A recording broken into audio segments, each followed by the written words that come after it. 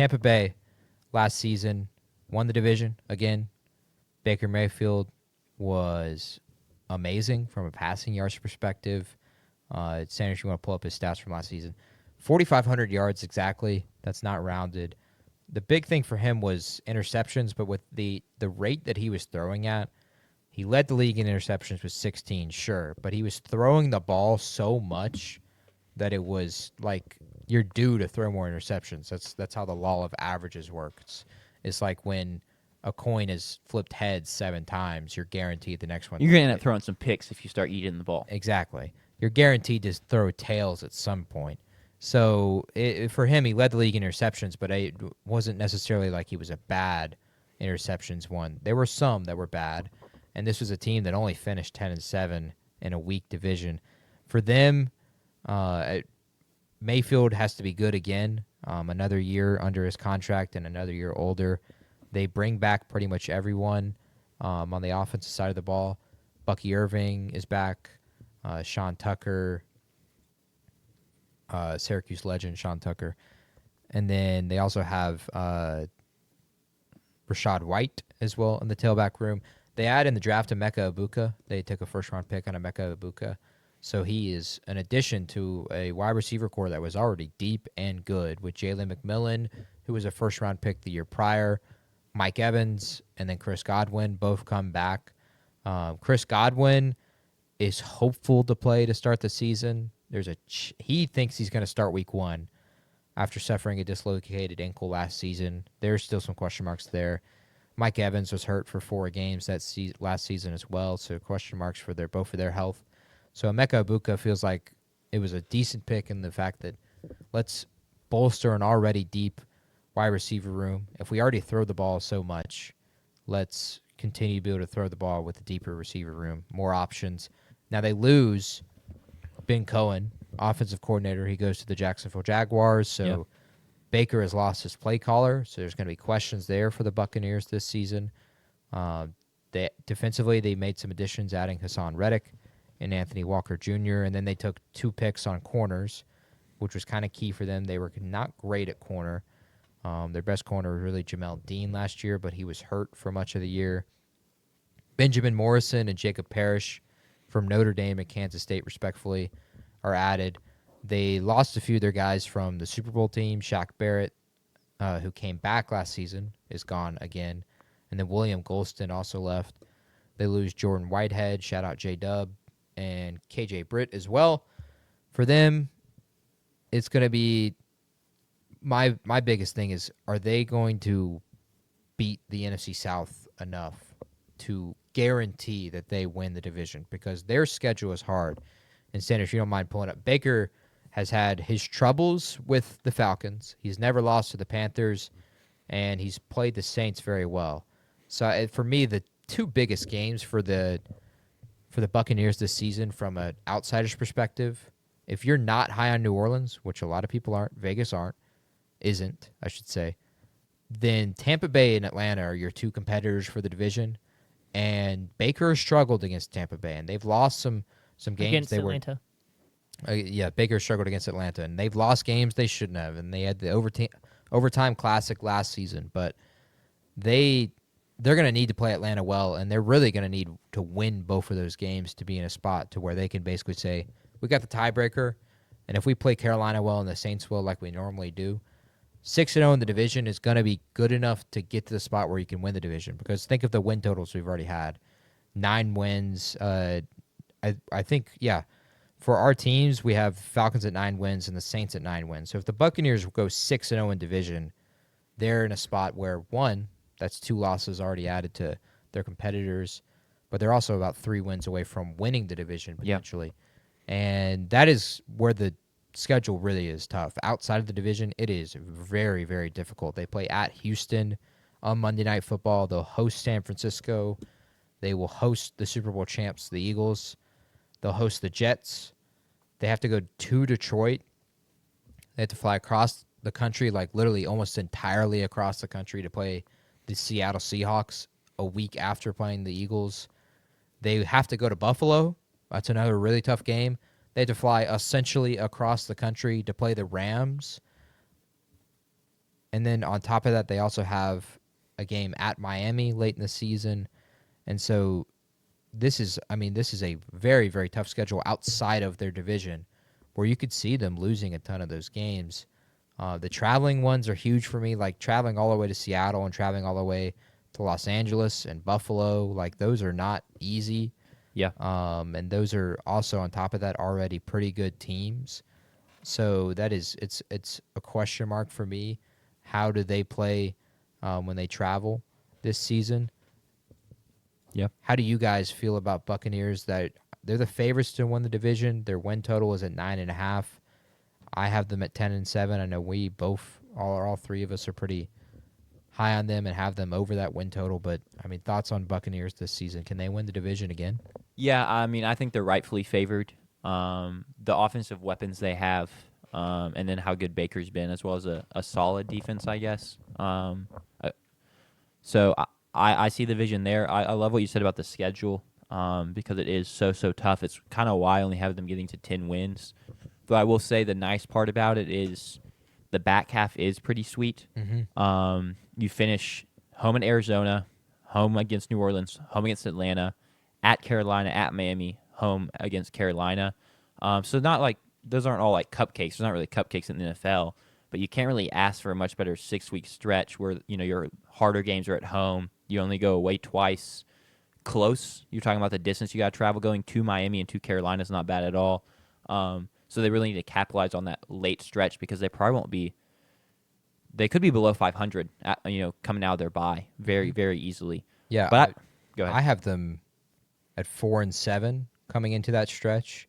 Sanders has them at 5-6 going into that stretch, and then Jack, you have them at 5-6 as well. Sure. So they will be below 500 in our eyes going to that stretch, and then we have them going 6-0. All three of us. Jack only has one loss against Carolina, but as a group, that has us at 6-0 in that stretch. Yeah. But no, I mean, I like this team. I was impressed with what they did last year, resilience-wise, because Mike Evans was not healthy. Chris Godwin took a shot. Is a light way to put it. He dislocated his ankle. Yeah, and a brutal. Yeah, it looked terrible. Yeah. But the offense just kind of kept finding ways to chug along. I feel like Bucky Irving is a huge piece that we haven't really talked about yet. Yeah. I really liked what he did last year. Let me ask a question on that. That is one of my questions. It's kind of a fantasy question, fantasy football, that is.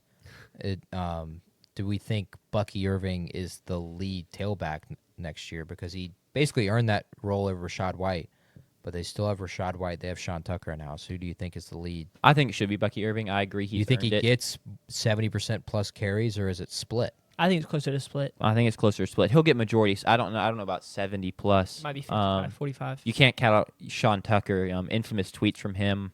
Also, gave me a 34-point fantasy performance when I desperately needed it last season. But yeah, I don't know if he. It's not his backfield alone, to answer your question. Are we concerned? So we keep talking about like the ceiling and like the Buccaneers. I think they realistically have a pretty low floor as well. Hear me out. Chris Godwin comes back from his ankle injury and just loses a step, right? Because it was brutal and just doesn't come back quite right, or it takes longer than expected. And then Mike Evans was dealing with injuries last year. He turns 32 this season. He got a lot of mileage on him. He has a lot of mileage. He hit that 1,000-yard milestone, but it was like the last week, and they were leaving him in a game that was over, just like chunking the ball at him, like, get your 1,000 yards. He's not the same wide receiver he was, and so now you're looking at Emeka Egbuka, Chris Godwin at this point is injury prone. Yes, does he fit that label?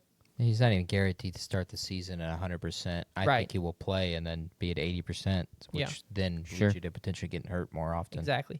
So I'm just curious, is the floor for the Buccaneers a worst case scenario pretty bad, or do we think that they could recover even from having two wide receivers who just aren't themselves? I think they could recover personally. They were good in the games even without Mike Evans and Chris Godwin. There were 4 of them, and I believe they were 3-1 in those games.